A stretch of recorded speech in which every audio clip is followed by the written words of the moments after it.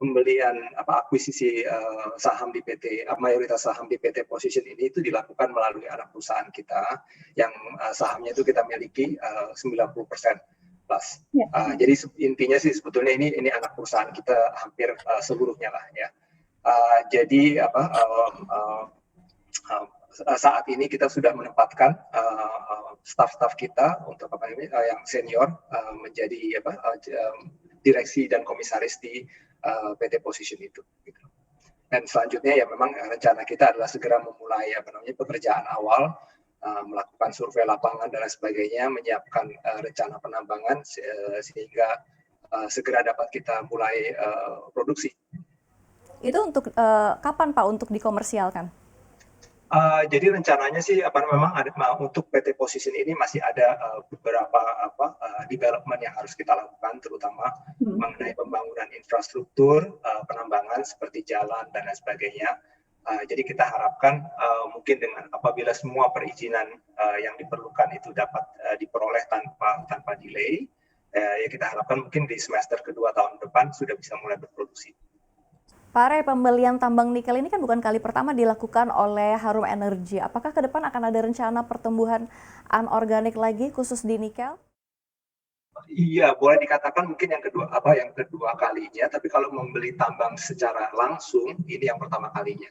Jadi investasi kita yang pertama itu bukan di tambangnya secara langsung, tapi melalui kepemilikan memulai pembelian saham minoritas sekitar 4,7% di perusahaan nikel yang tercatat di Australia.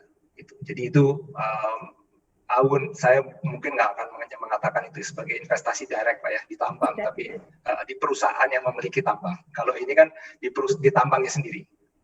Oke, dengan begitu ke depan apa ada rencana pertumbuhan anorganik lagi nih atau akuisisi lagi khusus di nikel? Saya rasa sangat tidak tertutup kemungkinan untuk kita melakukan investasi lagi di sektor ini. Tapi mungkin yang menjadi prioritas pertama atau kedepannya setelah akuisisi PT Position ini adalah untuk mengembangkan industri hilirnya.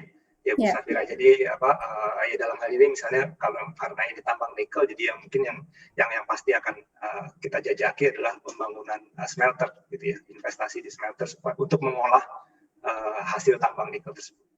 Lalu dengan memiliki 2 perusahaan tambang nikel ini, berapa target Anda untuk kontribusi penjualan segmen produk nikel terhadap perusahaan dalam 5 tahun ke depan? Kita usahakan dari sebetulnya kalau dengan rencana yang sedang kita evaluasi sekarang, dengan mungkin estimasi atau target ukuran smelter yang sedang kita targetkan, sebenarnya sih kalau memang itu pembangunan smelter itu dapat kita mulai segera dan dapat disesuaikan dengan jadwal produksi dari PT Position ini, mungkin pada semester kedua atau akhir semester kedua di tahun 2022 sih sudah mulai bisa berkontribusi.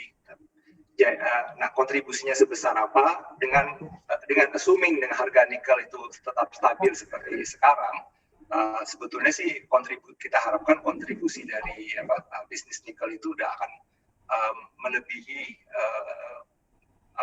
kontribusi dari bisnis batubara kita sekarang gitu. Nah, bagi Anda yang ingin mengikuti berita ekonomi dan juga bisnis, jangan lupa untuk install CNBC Indonesia di App Store dan juga di Play Store.